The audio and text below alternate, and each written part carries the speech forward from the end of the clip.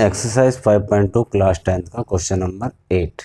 An AP consists of 50 terms of which third term is 12 and the last term is 106. Find the 29 term. एक AP है जिसमें 50 term है total, जिसकी third term 12 है और last term 106 है। Total अगर 50 टर्म है तो लास्ट टर्म क्या होगी 106, मतलब 50 टर्म जो है 106 है। तो यहाँ पर A50 जो है वो गिवन क्या है 106, मतलब लास्ट टर्म है ना। और इसमें n क्या हो गया लास्ट टर्म 50, थर्ड टर्म जो है A3 गिवन है 12। फाइंड द 29 टर्म, मतलब A29 फाइंड करना है। ठीक है, क्वेश्चन समझ में आ गया। ठीक है, तो इसका सॉल्यूशन करते हैं। क्या, एक AP में टोटल 50 टर्म है जिसकी लास्ट टर्म मतलब 50 टर्म जो है 50वीं टर्म जो है 106 है और थर्ड टर्म जो है वो 12 है।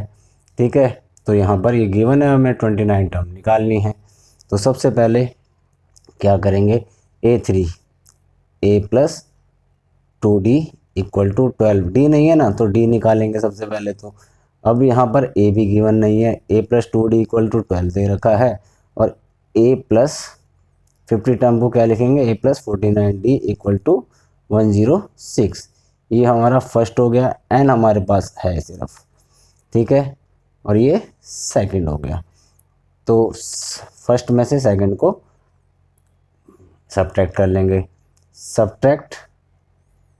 सब्ट्रैक्ट सेकंड फ्रॉम फर्स्ट लिख दिया, A plus 49D equal to 106 और A plus 2D equal to कितना है 12। ठीक है, क्या होगा, नीचे वाले साइन चेंज कर देंगे, A माइनस का हो जाएगा प्लस है माइनस का हो जाएगा प्लस है माइनस का हो जाएगा। ये खत्म हो गया A से A प्लस और माइनस खत्म। 49 माइनस 2 47, D 6 माइनस 2 4, 10 माइनस 1 9। तो यह हो गया D इक्वल टू 47 94 के नीचे चला जाएगा और ये कट जाएगा 2। तो D वैल्यू क्या आ गई 2। अब D आ गई हमारे पास 2। ठीक है, D आ गई हमारे पास 2। हम A निकाल लेंगे, D को यहाँ पुट कर दिया सेकंड में। Put D equal to 12 in second. तो A प्लस 2 D की जगह में 2 पुट कर दिया इक्वल टू 12 और A प्लस 2 2 जा 4 इक्वल टू 12। तो A इक्वल टू 12 माइनस 4। तो A क्या आ जाएगा 8 है ना। A 8 आ गया, D 2 आ गया। A29 टर्म हमें फाइंड करनी है तो क्या करेंगे, A29 कैसे होता है A प्लस 28D। तो A29 कैसे निकलेगी, 29 टर्म निकालनी है ना। तो A की जगह में हमने 8 पुट कर लिया प्लस 28 इंटू D की जगह में 2 पुट कर लिया। ठीक है, ये हो गया 8, 28 2 जा 56 प्लस 8 कितना हुआ 64। तो A29 आ गई हमारी 64। यही हमें पूछा था, ये हमने निकाल दिया। अब करते हैं, ये क्वेश्चन भी समझ में आ गया होगा आप लोगों के। तो करते हैं next question number 9 next page पर। क्वेश्चन नंबर 9 दिया है, if the third and ninth term of an AP are 4 and -8 respectively which term of this AP is 0। अगर थर्ड टर्म A3 जो है वो 4 दे रखी है और A9 वो -8 दे रखी है। ठीक है, तो कौन से नंबर की टर्म, कौन सी टर्म जो है 0 होगी, हमें ये निकालना है। तो आओ देखते हैं कैसे होगा ये सॉल्यूशन। A3 दिया है A प्लस 2D होता है A3 4, इसको मैंने फर्स्ट मान लिया। A9 A plus 8D equal to -8, इसको मैंने सेकंड मान लिया। ठीक है, अब इसमें क्या करना है, फर्स्ट को या सेकंड को किसी में से भी सब्ट्रैक्ट कर दो। ठीक है, सब्ट्रैक्ट